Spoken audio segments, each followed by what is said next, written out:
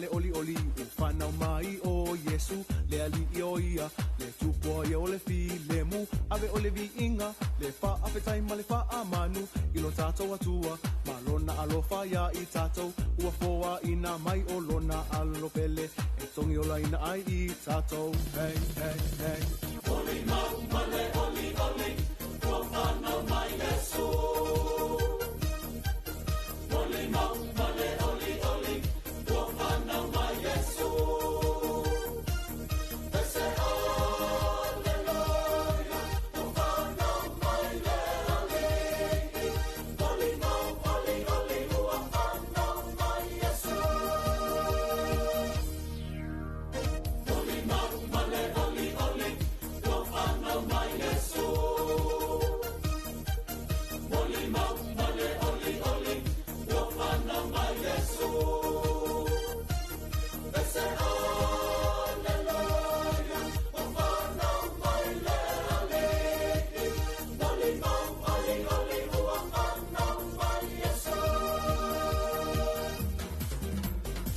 oli mau male oli oli ufana mai o Yesu I le fale o manu o toto ai lo tatou tupu o pese pesenga o pese ai o angelu o leo leo manu o e I foia Yesu o le au makoi o lo o alo alo mai e fiava ai mai foia Yesu hey hey hey oli mau male oli oli ufana mai Yesu oli mau male oli oli ufana mai Yesu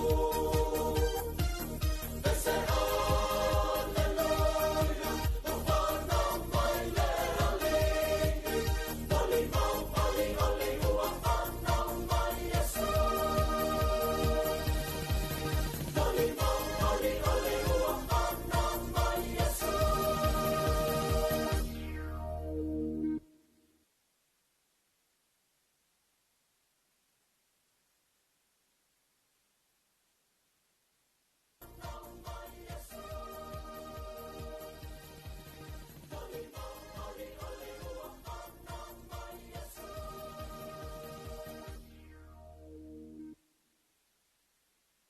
Toi whatalo wham whawhilo ia tūna le tā whau le tāo le rastonai o le aso lona ono le nei whaitaunga aso le masina le nei ia lona winga ua leo toi atoa se tolu se fulu aso le tausanga le nei e lua afe lua se fulu ma le lima ai le nei tāo le whau ua whapenau tu atu a tātou whaasaralaunga mai le tātou maketi le nei I funga lei ia o le maketi o lo tapu vai tasi ai le tātou tenuu le au whai whaatoanga le au ngausi mea tau lima o I lātou fui ngā sea I tau mawhawela o I lātou o le au vaenga fo I leo lo whapenao na iai au nanga pe o whale o tiulu ma maisi au nanga se ia mwhaiona e maua ia I nei le tātou maketi o nei whana maketi funga lei ia ele ngata o vaenga pe o na utau whaafonga mai ai ia lo e fo isi au nanga I au tawhane mo whale telefoni ia o vaenga fo I le mwhaiona mawai au nanga e pe o tulanga o tau mawha ia o whale ofu ia lo iai umalava I nei I le tātou no whanga I nei I fungalei ia nei la tai au le fo ua maua le avanoa ia e toi asi ai le tātou maketi ia le fo ua ma whatasi atu ma le awhionga I autu whasili ia o le o lo o whapena o na whaurulu iai le tātou maketi nei ia po le whionga fo I le ofisili langolango ia o le tātou ACC whatalawhatu I la uwhionga utu nei tai au ma lo le usu ma lo fo I le sopo ia o le ua tātou whailoa I le lofa maleanga lei o le tua Ia, whamalo le soifua I la uwhionga ia me se foi o le tātou po kalame whamalo foi le whapafonga ma le soifua le mamalu telo le tātou atunu o lo whapea ona mai moa mai ia mamaua le nei whasalalaunga le nei tai au ia soifua manuia nei foi ua toe patia le alofa maleanga le lei o le tapa au sili le langi lo tau soifua ia alo matou wola foi matou te ngalulu e ai ia matautua ina lo tātou maketi nei whamalo lava le soifua le nei tai au utu pe e se le lestona I mai aso le vai aso pe foi on silisila mai mo mai lo tātou tunu ia I tūlanga foi o le ua to tele I latou le ua nga mai ia ua whataunga nei tau ia maise ia o le tele o tātou mea mata pe foi ona il nei astona Sa le le lava le saunoanga o le aso ana i lava ia o le aso whaatau le o le tātou atunu. Ia mai se foi o tā penanga mo le sa pati a tae au. Pe ona iai mawa aia le nei tae au. Ia le tau pati mai o lau whai whatoanga. Ia wafo le awina mai o whaeleleanga i te tonu o tātou maketi nei. O te wha mole sile fia lau tele o le tātou utunu o a taimi le tāpuni e le tātou maketi ne i me ane ua whaatalitali le tātou utunu whapese o mai nā nei le tāro se fulu ia ai le peo na whaeloa ia vaenga wha mole. Ia, whawhetai mo le whawhesili. O le tātou maketi lava ia te tala mai le 5 le tae au. Ai tāpunia le se fulu le pō. O le se fulu lai le pō. Ia fōpua ia awane i ai se vevesi. Awane i ai se tuli mai o le whaatau. Ia o loo tatala lava e tau se fulu le pō.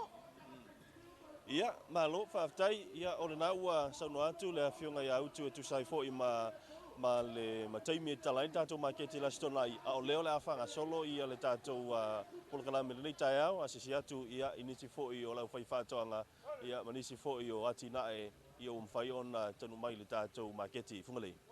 Ia tātou amatatu i le tuli manu i le pito i ngā tai o le tātou maketi whungalei i fua o whae le langa lo i tātou launu au ia wā i palusami mo le aso a tae la stonai ala sa ia e whapena fōi o na whitau i lei mo le whiawhinea la stonai le ia tātou talo. Ia le ia tātou tau talo, tūlanga masani o tātou popo. A watu le tau talo, nuatua i ma le popo e whaalifu, whaiele whaalifu, ia pe whai fōi le luau i la so atai au. Olo ia tātou tau uli, ia tūlanga masani, ia tātou tau uli, ia o tātou fusi luau. A solo tūlava ia le itu i ngā uta lo ia tātou tau talo ia le foi te mai tau atu lo ia tātou talo sui whewhilo ia tātou talo papae ma tātou talo lea fili le fta atu vai atu le stalo fili ia pe ona nei tau lo ia tātou au fai a palangi apena foi ia tātou au fai pata Samoa pata Sina ia lo ia tātou ato ulu Ioi, ana ia tātou ato urupuou, matua lelei. Ia whaasolo mai ngā uta i le isi vaenga leo, ia tātou tātou tautalo, au lelei tautalo, tai tolu talo la poa, luas futa la, apena fo ia tātou tauli, tau i lelei ma tātou whaapusa, misua vai o le asa. Tele ia tātou uli le tautalo, petau i lelei ia tātou uli ia mo whaapusa. Ia uke lokalo la poa ka manga pe tases tautalo la po folele mo le au. O le au mātutua pe a whaifo in tonai a veia le tonai maua tātou tāmu. Tātou ulu mo molenga. Maua tātou mo molenga, maua tātou tāmu ia monoi la iti. Ia ma tātou tautalo. I se stua inga ia apena foi ia fia tau lau ato fia foi tau lau ato Ni masfulu le akamu ele sa wele ta tamu o mas palatai pale la tai ora te mina na usuma tai ki ale ngo ka uma e te fa moe o atuna nei o mau atu ia tai Ioi, tele le tātou tāmu. Lima suta la i le ato tāmu. Maua tātou tau talo, tau uli, tā la fusilu au. Sfuru tā la lava le palusami tai au.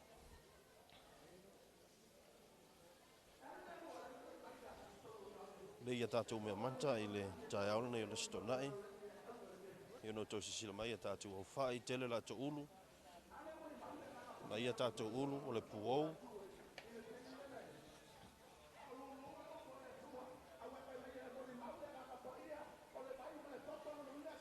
Ia. Teisi vaenga leo le tātou maketi o lo ia tātou talo. Ia lo fola lava tātou talo. Ia i teimile nei, ia a lo whapenana i lau whai whātoanga. La popoa leo whai. Maua leo whai, la poa leo whai. Ia. Pe ia mawhai e wa pula I lungo tātou o whai o loo tāti atu e nei tātou maketi. Tele tātou urutala. Ia, tala no atu lau whaiwhatoanga I nisi tātou polokalame I o le uru e lei mo le tau e lei fo I mo le whaalifu. Ia, o mai le talo mai alisa. Ia, matango fie ia tulanga le atina e matau mwhainga lau whaiwhatoanga I tātou nuu I alisa. Tātou ato maukengi, ia, e te sawa e fisili le whaiwhatoanga pe mwhaina ave umale ato pe whaatau teitasi. Ia, tātou se mai le whatoanga sa le lua whale a lili. Ia, sa le lua whale a lili. Ia, o se tasi leo o nuu po o itu malo, ia, le lei le tātou mea mata. Tātou ato talo po le uli. Ia, ngai ka akia I ma le au whai. Au le lei o le au whai, matua le lei. Tātou ato koko. Ia. Ia, o whatoanga le maisi umu. Ia tātou talo ma tātou ako koko. Ia maua wha mama venga pe a whaitala no sa o lava le whatoanga.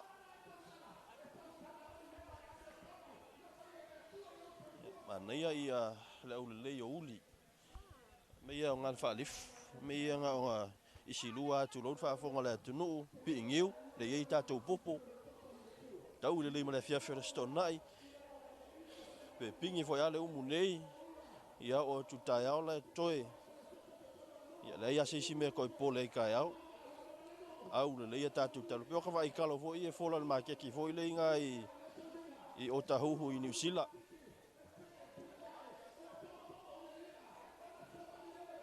Ia na o tau sisi la atu I ngā ruenga le whai ngofie alau whai whatoanga.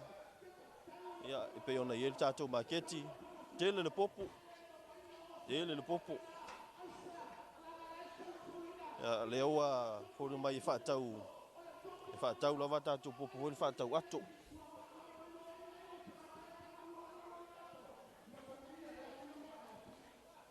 Ia. Nei e tātou luau.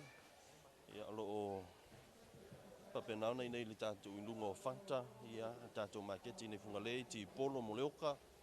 Maua tātou whangu Samoa. Fusipi mo me ai o tai au. Ia tātou whai misiluki, au ngā mo le poi, au ngā mo le smoothie. Ia le ale tu ngā whainga whai ere whai pula. Tele mau kengi. Ia. O le kua leo whai le anga o whai sina tele le maketi o talo. A pe ono tau sisila mai e tai au. Tele le whala. Ia leo tātou iei fo I fuaka whala. Tele le whala pula. Tau I le leima le vevela o le tau. Maua le tātou wano. Ia au ngā mua vai. Maua le kukama. Pepa kukama suta la. Tau I le lei mo mea ai o le oka. Kauanga. Ia tātou luau. Ia wapole ale e tele o popo e valu le lei tauanga e le maua tātou le foi e tātou ti polo e au ngā I loka, whai I loka. Ia male anonoa I lava o tātou fua whae le leanga pe ono tau sila mai mo mai nei tai au. Ia pe ona ia tātou koko malu, koko maka. Ia wai tēne tātou e o mai e sili na po se koko maka, po se koko mango, po se sila mai o le saiko, o I o le masoa. Ia ngā mo vaisalo, koko esi, pia sua, maua tātou pepa angiangi, pepa kukama, ti polo, I o le angiangi mea mata, o le spring onion, I o tātou fusika pisi, tātou ka loti, ia ngā tele mo tātou ngā senga o tai au, ia o le te lo tūlanga na pio na eise vainga nita al maketi, ia mai nei I fungalei. Ia, naua sila mai tātou tunu o I le savalinga o le tai au I le CFO I o fua whaatoanga e pe o na ane mai ila whai whaatoanga le tai au. Whai sina telo le mea manta, ma wai fwoi tamu whainga mātina e le tātou tunu o I le ua whaamauni e tala utu. Ia ele o whapena o na mativa sa mo le tūlanga o le o whaatoanga ma tūlanga o me taumawha. Sa o le leile sa unuanga. So o lo o tele o whau maso loile mea tau mawhai e te tono o tātou atunu. Ona o le le ngā lulue. A lua wa ai al taimile nei. Wha manuia le atua ia sa moa i ona lau whanua. Ia o lo o tele le tau mawhai te tono o tātou maketi nei. Ta e vi ia i pele alofa maleanga leo le atua. Ia ele maa losi fo i o nai whai whaatoanga. Ia wa e mo i lava. Ia o tātou leo mai whaatau. Au nai whai whaatoanga. Ia o le ngafa ma le vao. Ia e mese fo i o le ati na e o lo whapea ona. Survey le mamalu telo o tātou atunu. O le si vainga masani o na o vai nei maketi tu sa e saul fai whaatoanga mai lana mea manta. Ai ai Malesi vainga fo ile le po ni tanga o le ua mai ona tuu ia talo po ni fua whare leanga. Ua mai ona fsota ia tu ia lantou e tauna piki nei maketi. Ia, sa o le nei, ona o le ati na ele nei. O lo wa aia o lo o tele lava e o lo ngau sia le chips. O wa enga ia lo whaato ai ia lato a whaataunga fo i o le au mai ia lo tanga ia tolo ia tanga ato toana o lo iai. Ia wa uman whafsota ia le au whai inga osi chips. Whapea ona alu e fo i le o loa. Le fionga por fo ia tu fasili ia o lo whapena ona whaurulu ia i le tātou maketi nei whungalei ia tu sai mal tātou pokalami o le nei vai aso. Mo se si whapoponga i le solulu le vai fou le a whapena fo i o le tātou to e angai mai le tātou maketi whungalei. Awa nei ngalo tārs furulu poana nei tāpunia le tātou maketi ona winga fua ia o fuanga o le nei fo i asto nai. Manuia sa pati a tai au tātou toi whailoa i le vai fou wha saifua.